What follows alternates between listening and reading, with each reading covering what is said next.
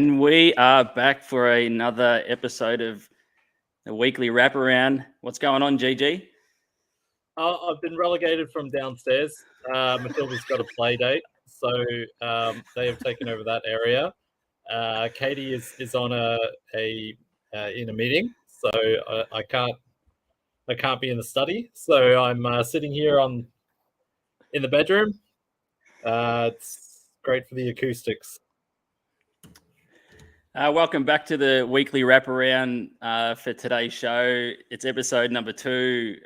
We are part of Hockey Hype Australia. This is part of the Hockey Hype Australia podcast network. You can actually find weekly wraparound on Spotify now, which is cool. If you can't tune in live, check out Spotify. You can catch us tomorrow or later on tonight. The episode will be up there. Only 2 games across the weekend as we recap the Australian Women's Ice Hockey League Round 2. The Perth Inferno travelled to Melbourne to face the Melbourne Ice.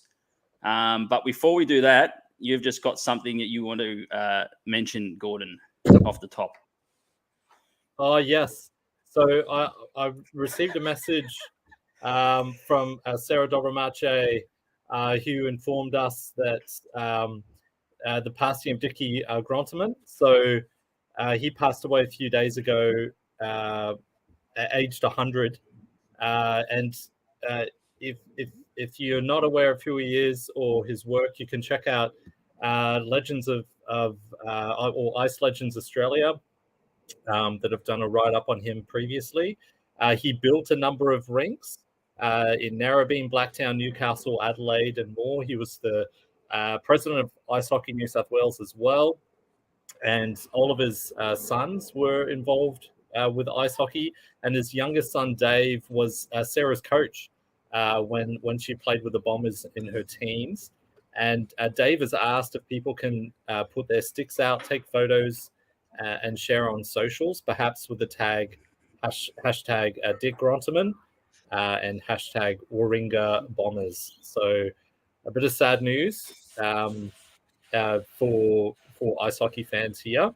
He's in the Australian Hockey Hall of Fame. So yeah, our thoughts are with Dick's family and those who are close to him as well. Yeah, really sad news. A massive part of hockey here in Australia. So influential, done so much for the sport here.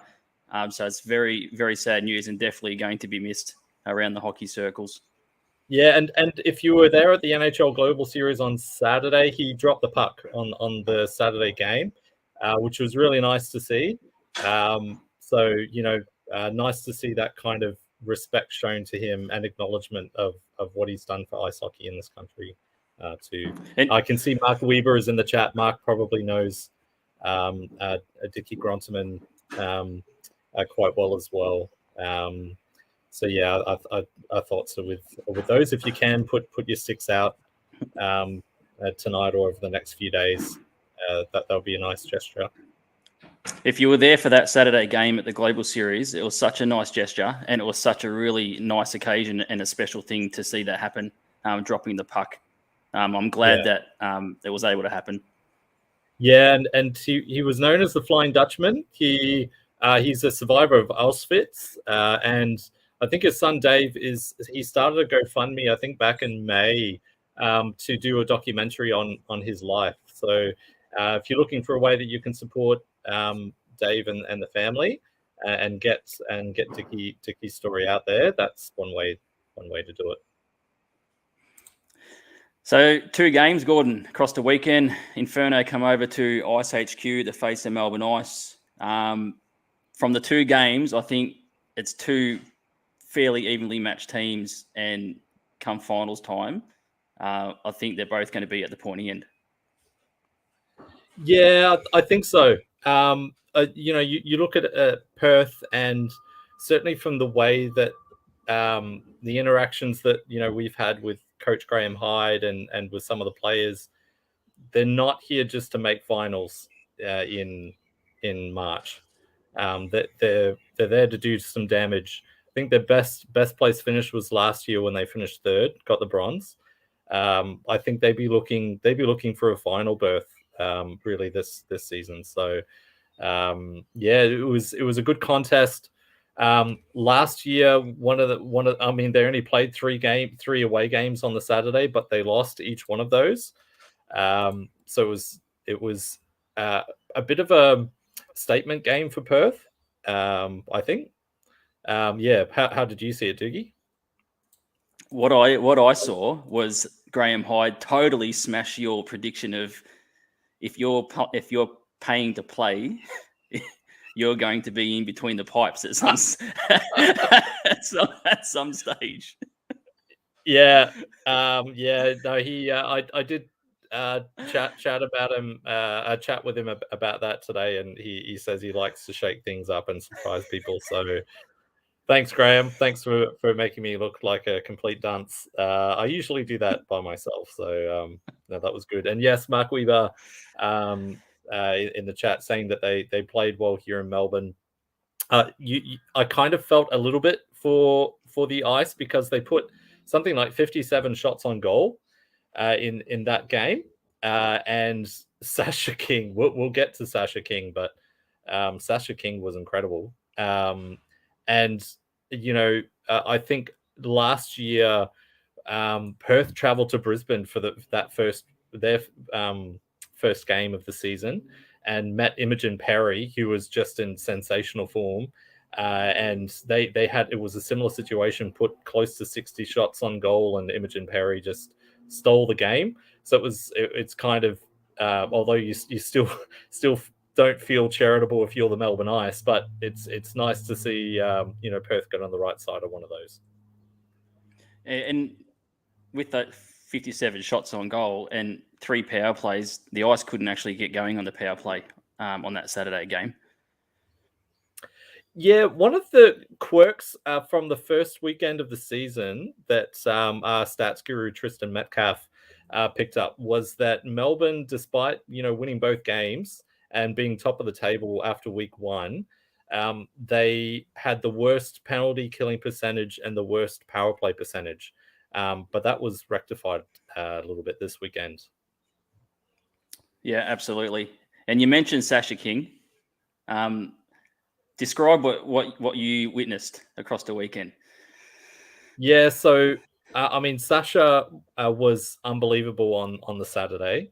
I think particularly with not allowing second chance opportunities, which is ridiculous when you end up getting 57 shots on goal. Right, she was really good at covering up rebounds.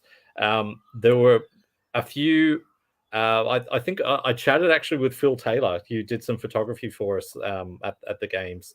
And his observation was that Melbourne were trying to force things through the middle, which was I think an interesting observation. And Perth were just the defense was ready for it most 9 times out of 10. So yeah, they had a lot of chances, but Perth did do they weren't completely porous defensively. They still had good structure and forced a lot of chances to the outside.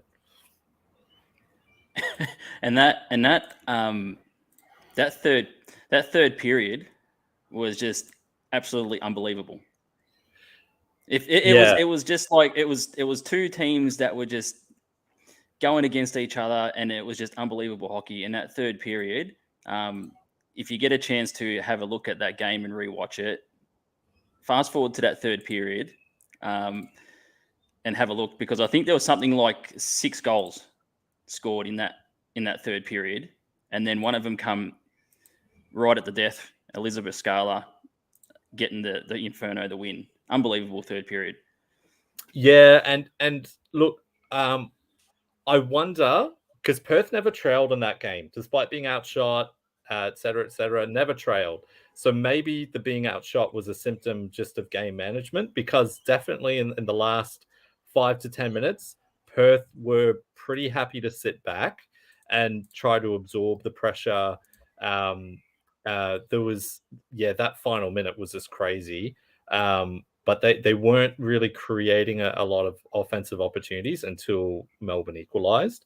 But that's all you can do. You just got to take your chances, I guess. But it would have been interesting to see how Perth would have performed or what the shot count would have looked like, say, if Melbourne scored an early goal, went ahead 1-0 early, and forced Perth to kind of chase the game rather than, sit back at times. But I agree with Egan's comment, which I've got on there. That last five or so minutes was as hot a contest as you'll see. And yeah, Mark Weaver, for Perth to land and play within 4 hours, unbelievable. Like that flight from Perth is brutal.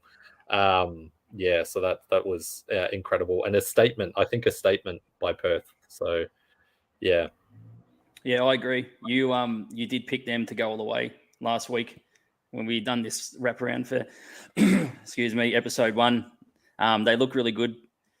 It was the return of Sarah Salmons as well. Got on the score sheet straight away. First period, opened up the account for Inferno. Sarah will be better for the run in the A-dub, and I think will only get better as the season goes on.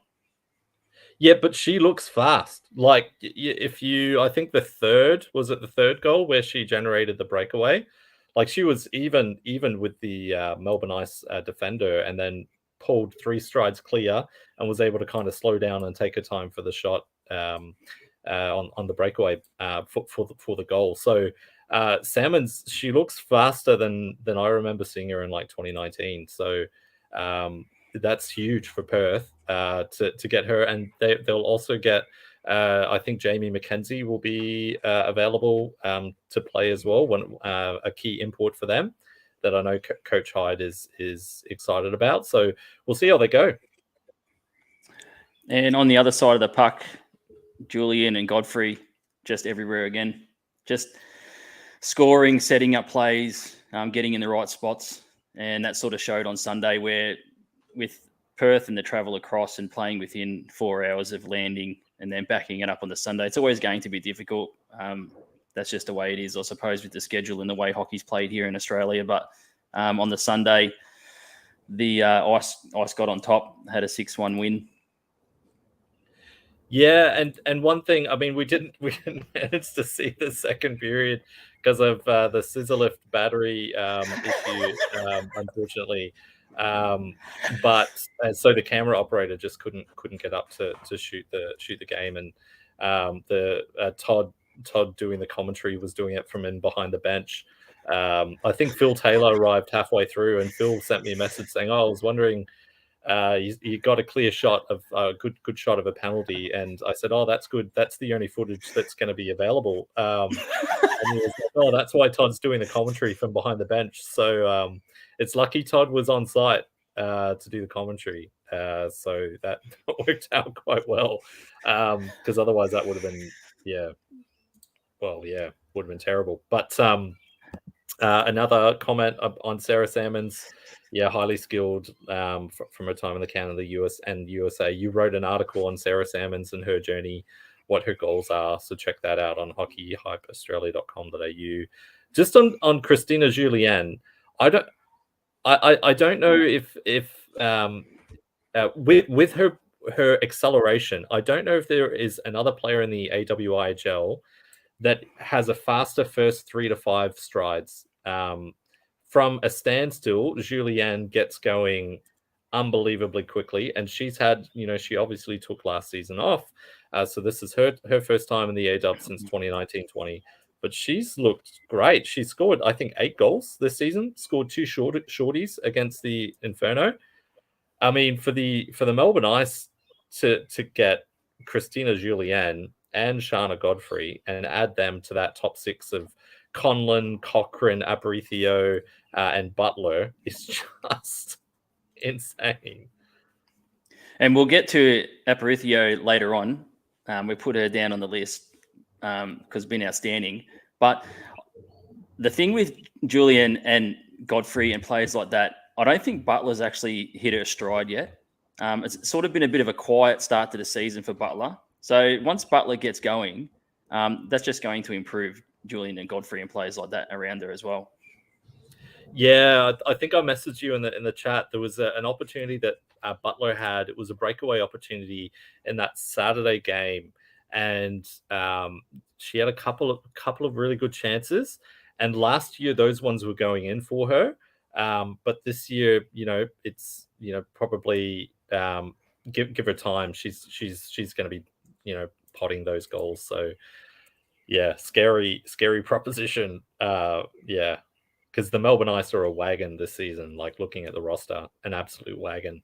But any team can be beat by any team in the competition, I think, this season. So. Well, Julian's got eight goals, 2 assists, 10 points from 4 games. Cy Young numbers. Set up for a massive season. Yeah, unreal. But speaking of the scissor lifts too, before we move on, I did put in the WhatsApp group. They should have just put someone on someone else's shoulders and done the footage from there. But they didn't listen to that. No. There's probably OH&S or WH&S guidelines that preclude that. But yeah, it was a good solution. Sirens on the bottom. Yeah, it's an interesting one, isn't it? They've only with the exception of Melbourne, everyone's only played 2 games, and Sydney played both games against Melbourne. So I don't know if there's a lot that you can read into that, but I know from last week, I think, or maybe it was the podcast somewhere, we mentioned that there's going to be question marks in goal because they lost both goaltenders from last season. So this is a very different team that won the championship in 2019-20. It's a different team to the one that won the championship in last season.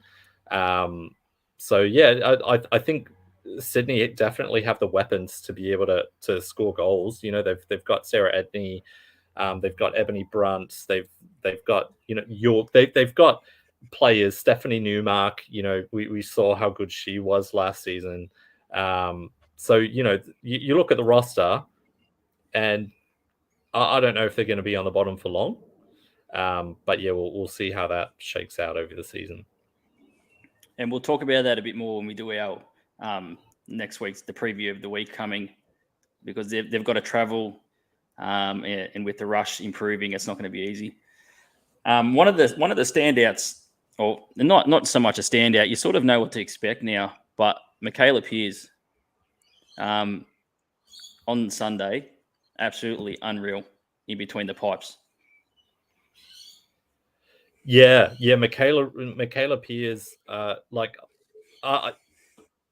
I remember writing about when I first started covering the AWHL, covering Michaela Pearce's first game, and just being like, she is going to be a player, and she's just improved so much. I think working with Janelle Carson is a sensational human being and player. So you think, getting that sort of guidance as well, I think has been important for her growth. But she looks pretty keen to, seize control of the reins there. And the Melbourne Ice have got, their they haven't had goaltending issues for a while. So they're pretty fortunate, I think. Yeah, just a reaction time. Yeah, that's just one thing I noticed. It's just a reaction time, getting to those saves, getting to those pucks that you wouldn't normally see a goaltender get to. And then what it does, you see a few of the saves there on Sunday where the Inferno was sort of in it still, and you see the players come up and just give a tap on the helmet to Pearce, because they obviously appreciate how much work Pearce is putting in between the pipes, but being able to get to those pucks that some goalies just can't get to, and it's last minute reaction stuff. It's unreal. Yeah, no, 100%. So I think the Melbourne Ice, they've got depth in the lineup at every position, including goaltending. You look at Michaela Pearce, then you've got Kayla Best and Janelle Carson, just unreal. So yeah, I'm getting a phone call from my mother-in-law. I'm just gonna close that one down. She's obviously not watching the show, so thank you for your support, Margie. That's great. We can send her an invite to this live stream. Then I'd have to go to a poetry group readings, and it would. This is better. And Georgia Carson, glad Ashley Aparicio has a bullet point of her own. 100% a different weekend if she was out of the lineup. Biggest asset Melbourne Ice women have in terms of two-way hockey this season. Great point. I don't know when the Melbourne Ice first released the roster, it didn't have Ashley Aparicio on it, or she was on like the development list or something. It must have been a mistake, because like 20 minutes later, the post was taken down and then a new one was put up with her name. But I was thinking, when I saw that original post, I was like, where has Ashley gone? Like, this is someone who, plays great two-way hockey, which you need in the lineup. Gets to the right places at the right time. Like, seems to always be around that net front whenever there's a rebound, and represents Australia, for the Australian national women's team. What have you seen from Ashley this season? Yeah, so Ashley's got 3 goals, 4 assists, 7 points, on track for a career season after 4 games. And I agree with what you're saying. Gets into those gritty areas, not afraid to get in front of the goaltender, cause a bit of havoc, sort of poke away at the puck. On track for a career season, and a really, really good piece for the Ice. Yeah, every team needs an Ashley Aparicio. So, it's good to see her firing this season. And I think that lineup. As I say, you need someone like Ashley in the lineup, but she's also going to benefit from having other playmakers and goal scorers as well in the lineup. So, it's going to be. They're rolling out Ashley with Godfrey and Julian. It's 3. I think Ashley's 30 years old, so it's 3 veterans. They've been around long enough, and they're gelling together beautifully. Yeah. Which if you're a goaltender that's not on the Melbourne Ice, you probably don't want to see that. Anything else, do you, before we move on to next week's games? I don't think so, mate. I think we can move on to next week's games, unless there's comments in there. Yeah, just the one from Andrew Egan. That it's a very strong, experienced line. I agree. So next weekend there are two different matchups. So there's Sydney, as you mentioned, travel to Adelaide, and Melbourne travel up to Brisbane. A bit of a scheduling anomaly, or I don't know what to call it, but Brisbane play their first 6 games all at home. So that they'll want to be able to maximize that kind of the home advantage early. What do you see in these matchups, Doogie? I'm just trying to think of last season. Wasn't there something similar to that last season, or was there a couple of teams that sort of played each other back to back to back? It was Adelaide that played Melbourne, Sydney, Melbourne in the first 3 weekends. So it was kind of like a brutal start to the season for the Rush. I'm not sure about the others, but I think having a home and away season where you play each other, both at home and away, is huge for the league. It just makes it slightly more equitable. Yeah, I'm looking forward to the Sirens and the Rush. I think that will be a really, really good contest. The Rush, we spoke about it before. They're sitting on the bottom. They've still got a lot of quality. They've lost a lot. They've had retirements and different players leave. And the Rush are improving. We've seen it at the back end of last season, how much they improved. And then they opened up the season against the Lightning away ice up in Brisbane and got the win. I think returning home, they'll be looking to kickstart their home form and get a win over the Sirens. It's going to be a really interesting contest. Yeah, they play that rink well. So it's like a smaller rink compared to Macquarie or O'Brien. It's a smaller rink. They dump the puck in well. They forecheck and cycle hard. So I think it's a good matchup, and I wouldn't be surprised to see another split. I wouldn't be surprised to see if you've got Amelia Knott and Archie Smith as the goaltenders for Adelaide. They're both capable of putting up strong performances. So it'll be an interesting test for Sydney. Well, we've seen Archie Smith steal games, or put up not so much steal games, but put up a performance that in any other day would steal a game for any team. So that sort of performance is definitely not out of possibility.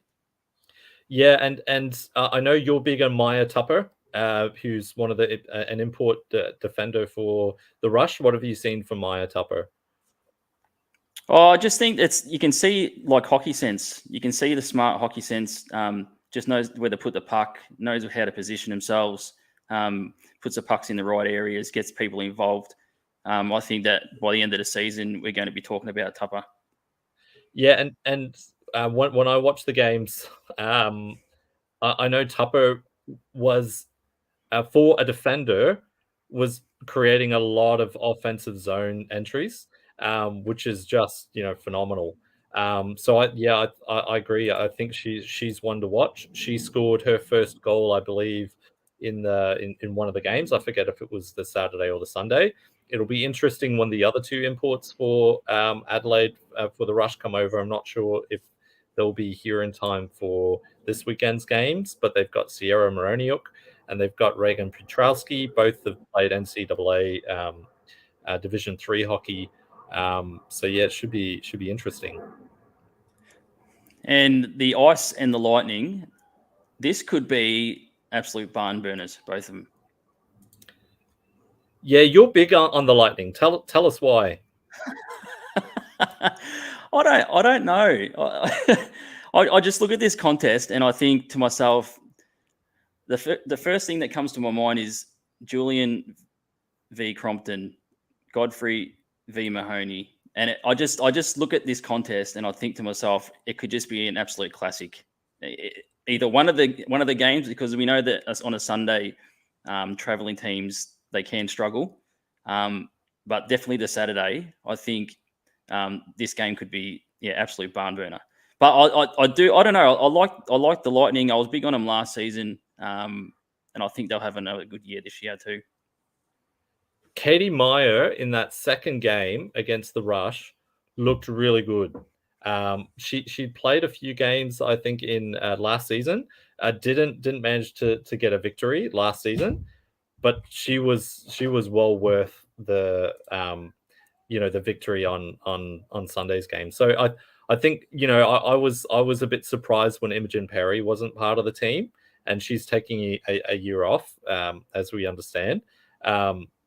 Because she was absolutely brilliant last season. I think Katie Meyer. They've also got Tracy McIntosh, who her plays with her daughter, Danica McIntosh. So I think that's a really cool story. But I think Brisbane have the potential to do some things as well. I think they have the potential to cause some damage come finals time.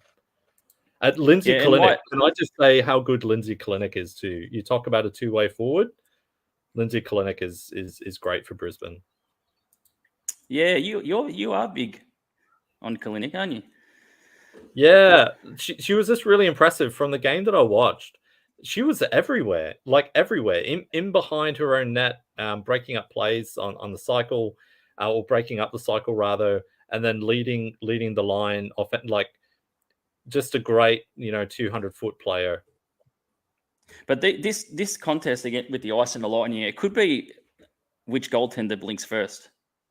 I know it's only a small sample size, but Piers and Meyer are in the top 3 in the league. So, and we know how talented they are. It could be, depending on which goalie blinks first, who gets the result. Yeah, absolutely. Yeah. So predictions. Oh. How wrong are we going to be? How many people are we going to get to yell at us? We're always wrong. Always. My heart says the Rush will win at least. My heart says My heart says the Rush will win both, but my gut says it'll be a split weekend with the Sirens. Yeah, I think a split is fair. I think that we talk about another good defensive player, Kate Tahima for the Rush. Yeah. A gun on the face-off and, involved at both ends. I think she had a 4-point game on the Saturday. So, yeah, I think a split between the Sirens and the Rush is fair. What about Ice and Lightning? Mark Weaver, he's pretty confident the Ice will win out. I think that'll be a split too. I think they'll split the weekend. I don't know which one will be Saturday or Sunday. I'll go the Ice on Saturday, Lightning on the Sunday. Yeah, right. Mark, split weekend games would be interesting. I agree. I think one of the things we chatted about with the Melbourne Ice is that we were glad that Perth won because it makes it more interesting. It keeps teams a bit close throughout the season. But I think, I reckon the Melbourne probably picks up both games in Brisbane. Don't yell at me, Brisbane fans. Yeah. No, that could happen. That could happen. They're a strong team. You can't deny the Ice are a strong team. Yeah. With the Sirens, who starts the Saturday game in net? Because with the Sirens getting a result out of Adelaide, it could come down to their goaltending and what they get out of Wallard or Lakari. Yeah, I'm assuming we see a split. I think Lakari gets the start on the Saturday. But Gabriel Blado is just going to watch this and change goaltenders despite me, because that's apparently what coaches do on this program. So, I'm not sure. What's your take? Yeah, I'm not sure. Lakari's a very good goaltender, but I'm not sure. I think they might go with Wallard on the Saturday. Yeah. And I know that Sarah Dodomacha is a big fan of all goaltenders, but was happy to see Naoka get the debut last weekend and put up, even though lost the game, according to eSports Stats, had a save percentage of 913 or something like that. So it should be interesting how that kind of evens out. That's what's sort of making me think that she'll start the Saturday game. Just put up a good performance. Yeah. Who knows? Anything else you want to chat about, Dougie? No, I think that's it, mate. I think we're done. Here's Sarah. All the goalies to win all the things. Yeah. I wanted to put in the chat because last weekend for the Player of the Week, make sure you vote on the Fans' Choice Player of the Week. We had a lot of Brisbane fans voting last weekend, which was apparent from the results. So make sure you support whoever. Sarah put in a 3-way tie for all the choices. So I felt like asking, come on, it's not like you're picking your favorite child, although I guess it kind of is. But everyone has a favorite child, right? They're all Sarah's children. Yeah. So make sure you vote on that. Thanks, Mark. Make sure you vote on the Player of the Week. That will be announced on Friday. I'm not sure what we'll do at the end of the season, but we'll have like a Fans' Choice Player of the Year award. I don't know if they get anything besides our debt, but it all depends.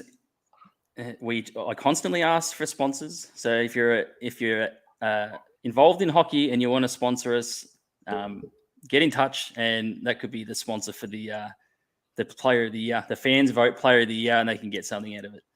Yeah. So that's my pitch. That's my pitch. Yeah, thank you. That was a good elevator pitch. Thanks, Christian. Thanks, Andrew, as well for your comments. Sarah, all the young ones are my children. Legit, I've coached the majority of them around the country. Yeah, very true. And hope to see you at the AW finals in Melbourne in March. We will see what my bank account says as to whether I'm able to come. But definitely, I'd love to come down to Melbourne. Subscribe to our YouTube if you're on YouTube. Subscribe to our YouTube because these shows, they go automatically up on YouTube. You can watch them later on. But yeah, check out hockeyhypeaustralia.com.au. And yeah, if ESPN want to give us a studio or something, Gordon, I'm all about that too. Yeah, no, definitely. Yeah, just final words to also we mentioned at the start of the show, but Dickie Grontman passed away last week. So make sure you check out his story on Ice Legends Australia. And also if you're interested in supporting the GoFundMe for the documentary of his life, we can post a link to that. I'm assuming, Doogie. I'm just arbitrarily deciding. And if you want to leave your sticks out and take a photo and share on socials with the hashtag Dickie Grontman and hashtag Warringah Bombers. So yeah, our condolences again to them. Thank you for tuning in. If we see any of the hashtags, we'll share them too. Onto our feed. Actually, one last thing, Gordon, before we go, we've got another Backchecks Beers and Banter podcast coming this week, and we're going to go live with that as well. There's a little bit to talk about, so look out for that. Yep. So you can comment as I pour Matilda cereal. So and about all the other exciting happenings that occur when I'm parenting and doing this at the same time. But yeah, thank you. Thanks for tuning in. Catch you next time.